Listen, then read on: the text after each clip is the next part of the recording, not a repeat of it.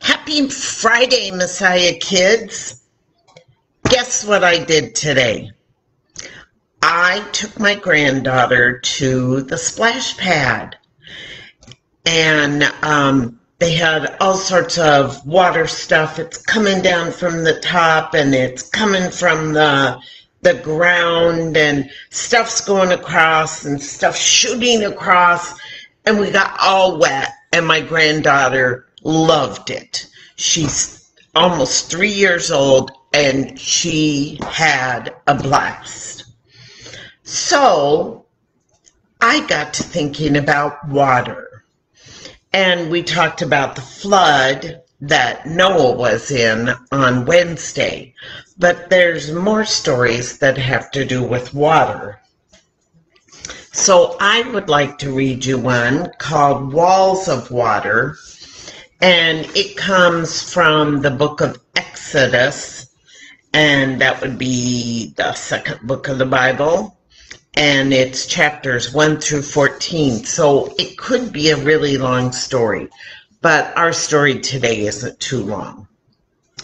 Hundreds of years after the big flood, there lived a great man named Abraham. Abraham obeyed and honored God in all that he did. God told Abraham, "I will always be your God, and your family will always be my people." From then on, Abraham's family, the Hebrews, were known as God's people. Now, the Hebrews lived in Egypt, and they were forced to work for a mean king named Pharaoh. Pharaoh ruled over all the Hebrews, but he was also afraid of the Hebrews. He was afraid that if they kept having more children, there would be enough Hebrews to take over Egypt. He wanted to stop Hebrew families from getting bigger, so Pharaoh created a new rule. Hebrew families are not allowed to have baby boys anymore. So there is the land of Egypt, and they can't have baby boys anymore, and he makes the Hebrews work, and they work really hard.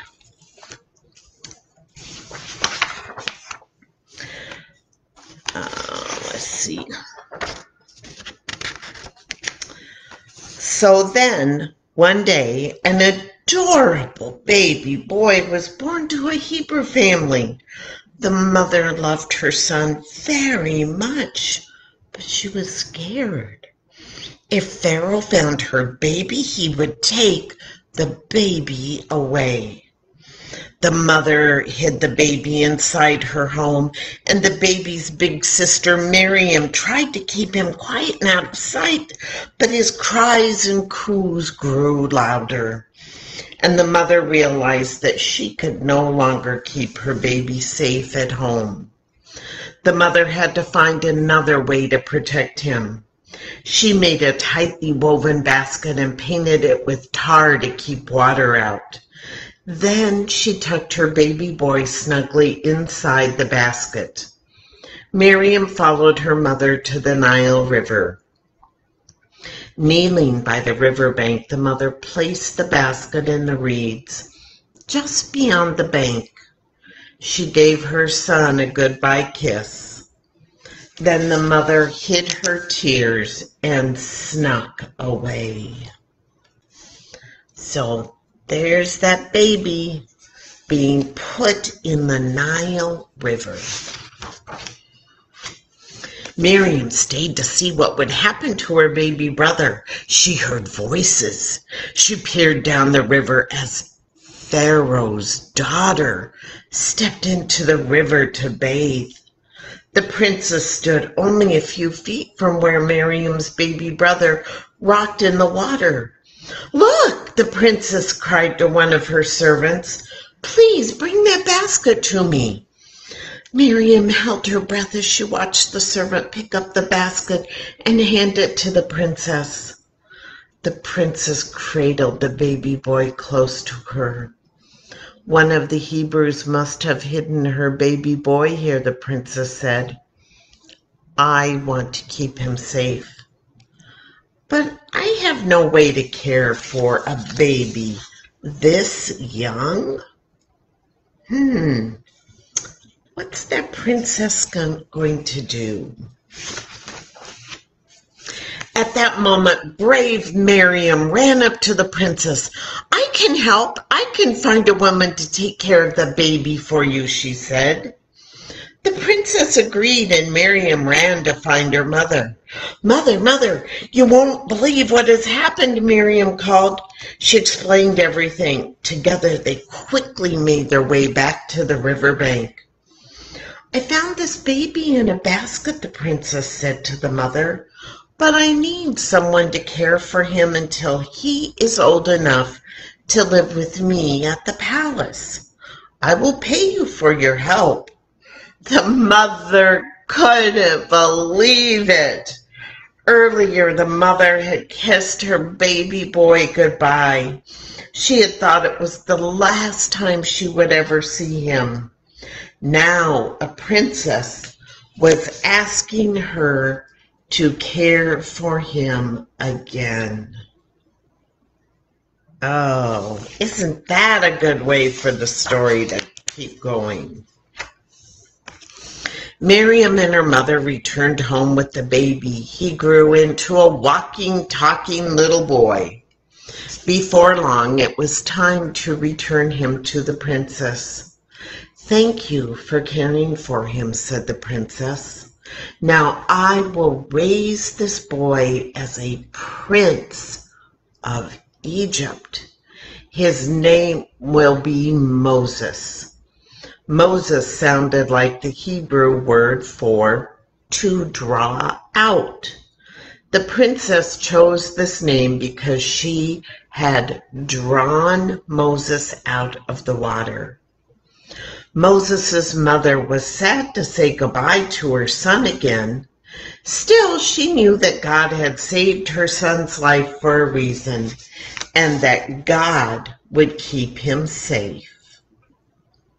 So there goes Moses. He's going to go live in the palace. When Moses was all grown up, there was a new Pharaoh in Egypt. The new Pharaoh was just as awful as the old one. God saw this, and he called on Moses to free the Hebrews from their mean ruler. God sent Moses to speak with Pharaoh many times. Pharaoh, let God's people go, Moses told him again and again. But again and again, Pharaoh refused. God punished Pharaoh and his people for not listening to Moses. Finally, Pharaoh agreed. Okay, Moses, I will let the Hebrews go. But as soon as Moses led the Hebrews out of Egypt, Pharaoh changed his mind. All of Pharaoh's soldiers came charging toward Moses and the Hebrews. They were trapped. Pharaoh's soldiers rushed at them on one side, and the other side was the Red Sea. The sea stretched out deep and wide. The people were terrified. Where could they go? Oh, picture. You must see the pictures.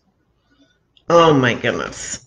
So they have the water, or they have Pharaoh's army. Not a very good choice. But Moses was not afraid. He knew that God would protect his people. God would find a way to keep them safe. Don't be afraid, Moses told them. The Lord will save us. Moses stretched out his hand over the Red Sea. Just then, God sent a strong wind. The wind divided the waters of the sea, pushing up a tall wall of water on each side. For a moment, everyone stood still. They were amazed at the sea parting right in front of them. Moses led God's people through the dry path God had created. He led them to safety on the other side of the Red Sea. Then the dry path became a sea once more. Pharaoh's soldiers were washed away. Once again, God had used the water to save Moses, and God had used Moses to save the Hebrew people. There you go, the Red Sea parted.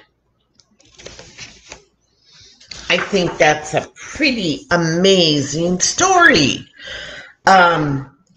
Just imagine being there and you don't know what to do when you're scared, and all Moses had to do was reach his hand out and God would take care of the rest. God parted the Red Sea and they were safe. So that just goes to show you just have to believe that God is going to take care of you. He is always by your side and he will always take care of you. So I thought, well, I must depict the Red Sea.